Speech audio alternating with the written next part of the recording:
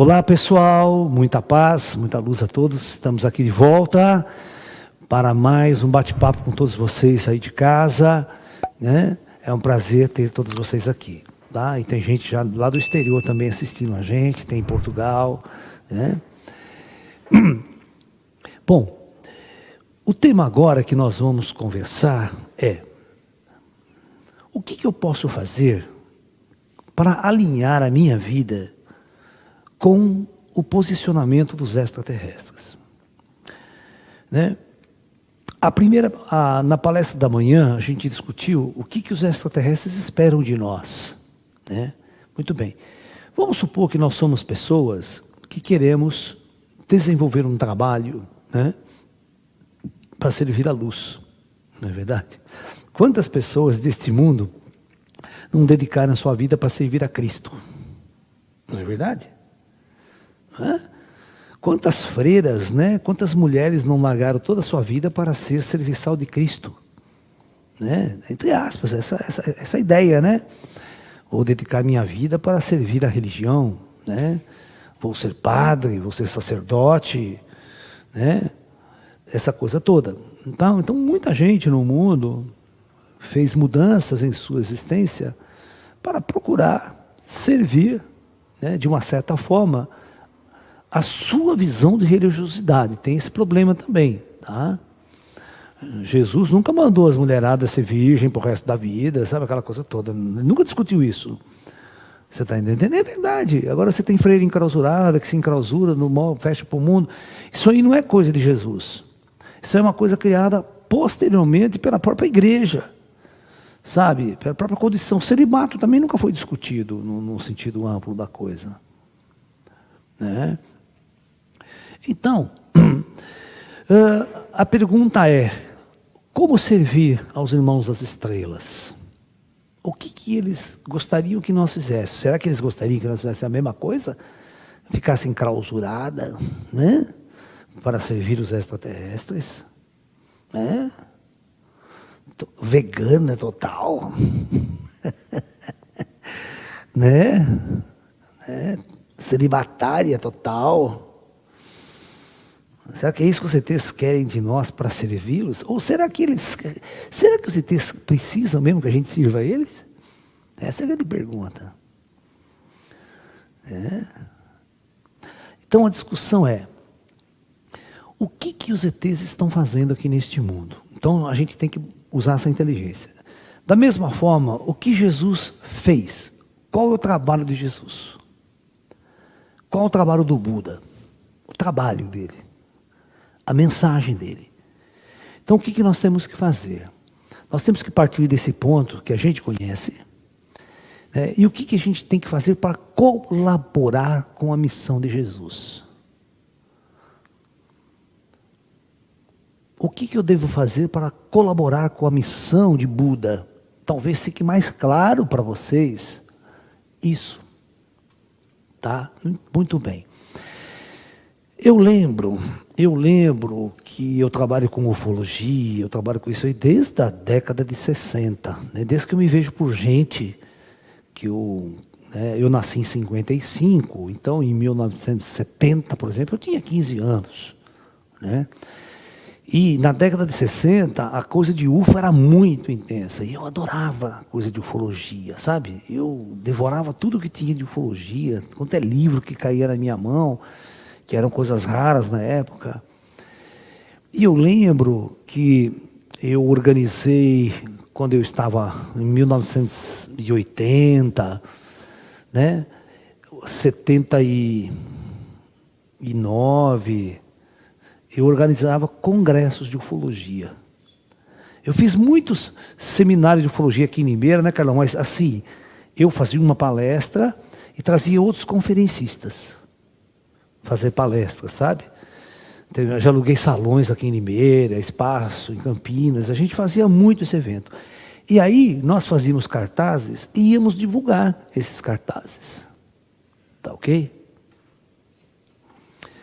E uma das mensagens de nossos amigos ETs, né, que a gente tinha o nosso grupo, tinha os sensitivos, os paranormais, era exatamente divulgar a ufologia, divulgar essa visão mais transcendental da ufologia para preparar a humanidade, a consciência do ser humano, para a chegada dessas inteligências entre nós. E eu lembro que eu fui colocar um cartaz em Campinas, num centro espírita gigantesco que tem lá, da Federação Espírita. Mas os caras faltavam me escorraçar de lá. Onde se viu? Isso não tem nada a ver com espiritismo. Traz essas coisas de ufologia, disco voador. E o cara ficou bravo comigo ainda, sabe? Eu olhei para a cara do cidadão. Falei, puta que pariu, né? Esse tipo de espírita que a gente tem que enfrentar, o mais atrasado que pode existir no planeta. Então, é aquela história, né? A ufologia era uma coisa tão nova, tão nova, tão nova na cabeça das pessoas, que nós tínhamos que enfrentar alguns dinossauros né? Para poder implantar uma nova consciência, uma nova era na espiritualidade. Então a missão não era simples, não era fácil. Né? Eu lembro que eu já fiz muitas conferências em centros espíritas depois de tudo isso, sabe? As pessoas vinham me procurar exatamente porque estavam perdidos com a aparição de certos seres dentro do centro espírita, que elas ficavam confusas e perdidas. Então o nosso papel central nisso tudo é, primeiro, aprender direito o que é a ufologia, que é o ET, que a maioria não sabe. A maioria fica na casuística ufológica, né? E a casuística ufológica é tudo ET do mal, né? Só tem um pleidiano bonitão lá que é mais ou menos, entendeu? O resto é tudo ET do mal, vem aqui invadir a Terra, fazer híbrido com os humanos, tá macunado com o governo americano, entendeu? Olha o que os caras falam, né? O livro do David Icke é assim. O livro daquele inglês, daquele ex-jogador de futebol lá, sabe? O livro dele é assim. Ele fala o seguinte no livro dele, que as autoridades do mundo fizeram um acordo, um pacto com os ETs em troca de tecnologia. Em troca de tecnologia. Aí os reptiles podem fazer o que quer à vontade aqui, podem invadir, ou comer criança, tal, aquela coisa toda. Entendeu?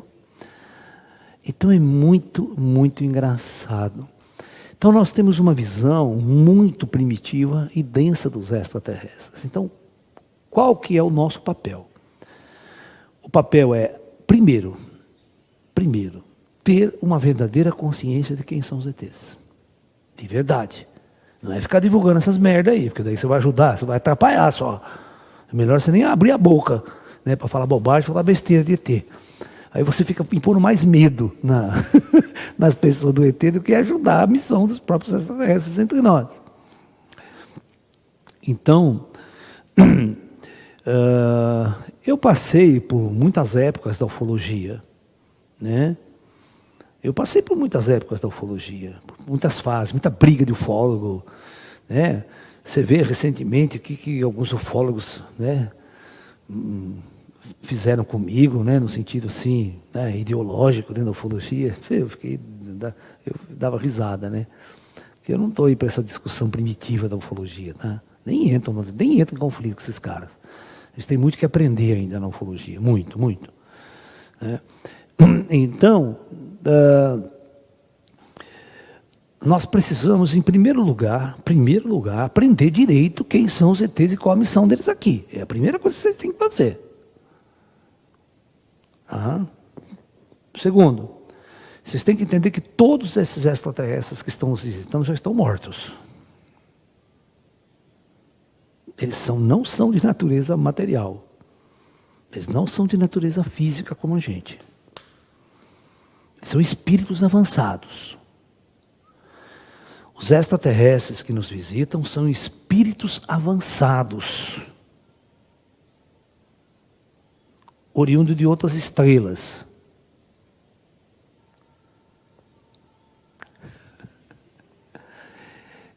Então, é muito importante que a gente saiba disso. Encosta as portas, aqui fica mais fácil, não tem esse barulho para encher o saco.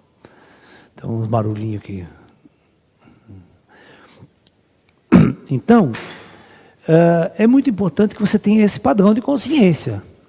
Tá? Segundo, Você tem que ter uma consciência muito avançada sobre vida após a morte. Sobre vida após a morte. Né?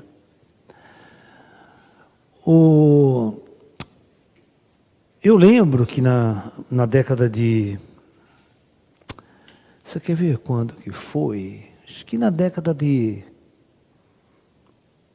Começo da década de 80, eu fui fazer uma conferência em Jundiaí.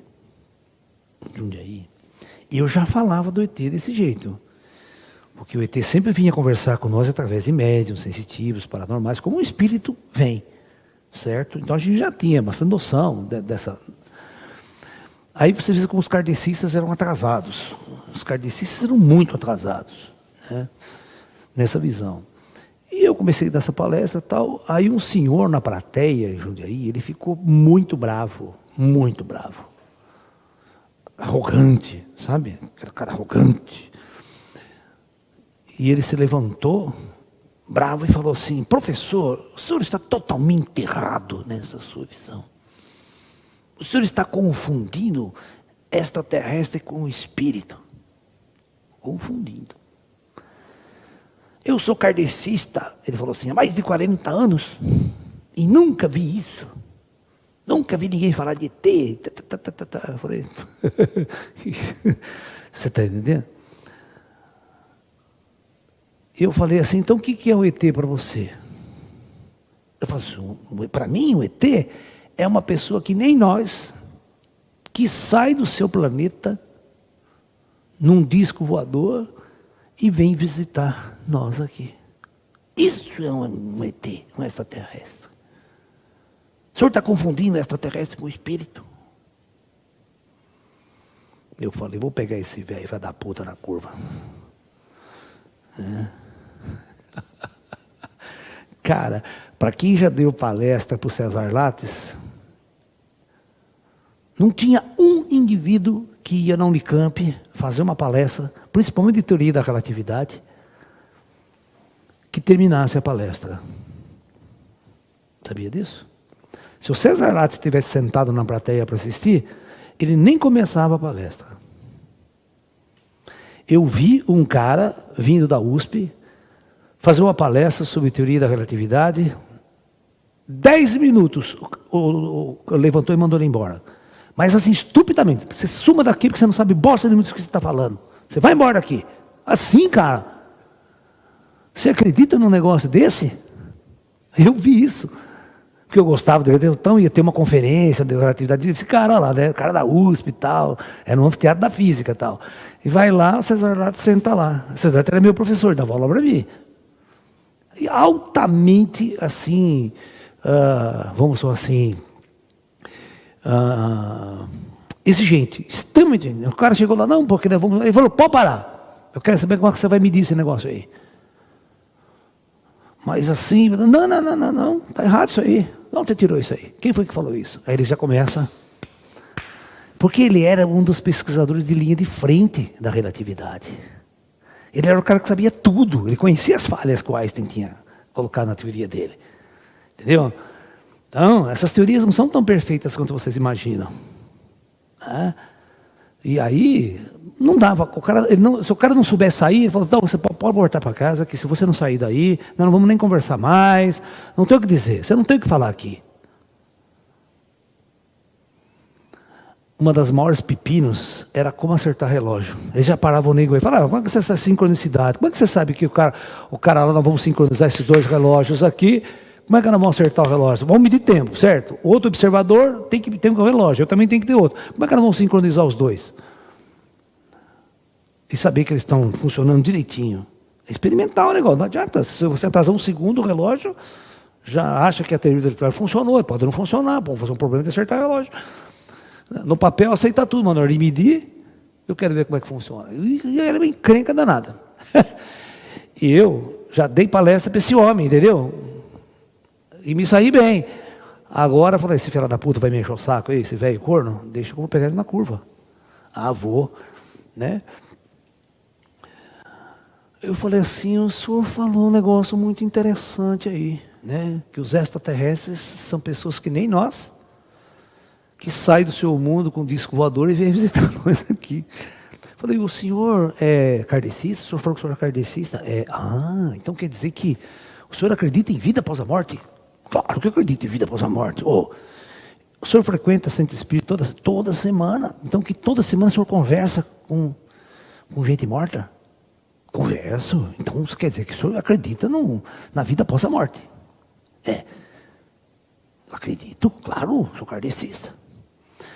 Eu falei assim, então o senhor acredita que quando a gente morre, a gente vira esse?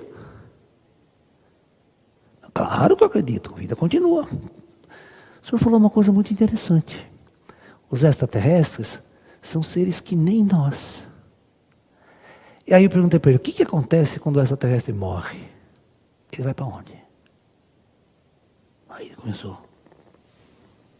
A cara de bosta. Porque esses caras não raciocinam, né? Seria um ser igual a nós.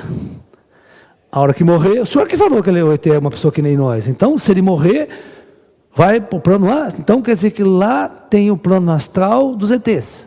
Espírito ET. Tem espírito ET? Aí ele começou. Por que os ETs não podem vir aqui em espírito, ao invés de vir com uma nave física? Depois de morto lá. Depois de morto no planeta ET, por que ele não vem para cá depois de morto? Da mesma forma, nós não podemos, depois de morto, ir visitar o planeta deles também? Será que a gente não pode? Está lá o livro do Nosso Lar. Lá. Se você lê o livro do Nosso Lar, tem nave, tem um diabo lá em cima, no plano astral. O velho começou a baixar a cabeça. Eu vou pensar melhor nesse assunto. Tem que pensar mesmo, que antes de você se levantar e falar essa merda aí para mim, você vê se você raciocina melhor e aprende melhor as coisas. Agora, se você levanta, faz uma pergunta carinhosa, professor, o senhor não acha que... Né, dá para o senhor explicar para mim melhor essa sua ideia? O senhor está falando, eu não entendo isso direito, me explica melhor. Pô, esse é o jeito certo de você interpelar alguém. Você está entendendo? Não é, o César Lattes não é assim, ele era um filho da puta mesmo, mas eu estou falando assim, porque ele era um chato do caralho. Né? Eu jamais faria esse tipo, né? Quando eu não sei alguma coisa, eu tenho uma dúvida, eu falo, professor, o senhor pode me explicar para mim direito? Eu não estou entendendo isso aí direito. Sabe, com educação. Tá? Mas tem gente que é sem educação. Sabe, ele não está lá para te ouvir, ele está lá para confrontar você. E outra, se soubesse alguma coisa, né? Não sabe merda nenhum de nada, né? Você está entendendo? É a mesma coisa que conversar com o terraplanista hoje em dia, né? Querer convencer ele que a Terra é redonda. Vai merda, pô. Eu não perco meu tempo não, tá? Não perco meu tempo não, isso é atraso de vida. Você está entendendo? Então, nós tivemos muitos problemas, né? Eu tive muitos problemas ao longo da minha vida de tentar enfrentar gente assim. E gente que acreditava que era médium, que era paranormal, que era sensitivo, mas nunca tinha visto ET na vida. Você está me entendendo? E aí vem usar o Chico Xavier de vez em quando. O Chico Xavier não falou que o ET não sei o que tem, que é do mal, tal. Eu falei, pode parar. Tá? Raramente um kardecista sabia alguma coisa sobre ET. Nem sabia o que era ET na vida. Sabe, é uma coisa muito complexa. Então, você quer ajudar os ETs? Primeiro você tem que crescer, filho. Você tem que aprender muito sobre extraterrestre. Você tem que evoluir muito, senão você vai sair falando bobagem. Você vai atrapalhar o trabalho dos ETs em vez de ajudar. Você vê, o David Icke faz um desserviço à ufologia. Como muitos ufólogos casuísticos fazem um desserviço à ufologia. Colocando medo, colocando terrorismo ufológico nas pessoas. As pessoas morrem de medo de qualquer fenômeno ufológico. Você está me entendendo? Então, é isso que tem que ser derrubado. A partir do momento que as pessoas conhecem, nossa, está me entendendo? Nós temos um grupo de ufologia na década de 80, sabe? Um grupo muito legal, na década de 70, 78, 79, temos um grupo muito legal de ufologia, que também era a época que a gente estava descobrindo os contatos acontecendo, sabe, com a gente. Nós tivemos o privilégio de receber um ser, e ele mudou totalmente a nossa visão deles próprios. Um ser alegre, um ser feliz, fazia a gente dar risada, sabe? Fazia a gente não ter medo dele. sabe? Porque ele era diferente, ele era o Grayzinho, né? As pessoas morrem de medo de Grayzinho. Os ufólogos fogem de Gray como o diabo foge da cruz, tá? Hoje em dia. Então, é um trabalho muito árduo fazer um serviço para os irmãos das estrelas serem compreendidos por nós humanos aqui na Terra.